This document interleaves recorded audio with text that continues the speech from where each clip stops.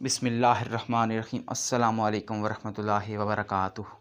प्यारे नाज़रीन, जैसा कि आप जानते हैं कि हकीम यूके ऑफिशियल चैनल में अच्छे सच्चे और देसी नुस्ख़ाजात आप लोगों की भलाई के लिए बताए जाते हैं।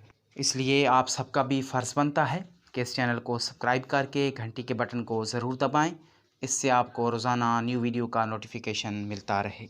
प्यारे दोस्तों, नामर्द अगर दुनिया में ज़िंदा रहना चाहता है तो उसको अपनी नामर्दगी का इलाज करवाना पड़ेगा। आम रूटीन में नामर्द लोग बहुत परेशान होते हैं। उनके मर्द होने की हैसियत ख़त्म हो जाती है, फ़ौक़ियत ख़त्म हो जाती है, बरतरी ख़त्म हो जाती है, इज़्ज़त ख़त्म हो जाती है।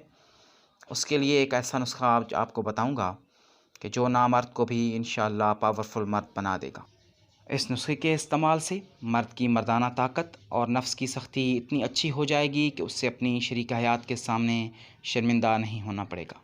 प्यारे दोस्तों, नुस्खा थोड़ा महंगा है लेकिन जवानी से ज़्यादा कीमती नहीं है। नुस्खा नोट फरमा लें।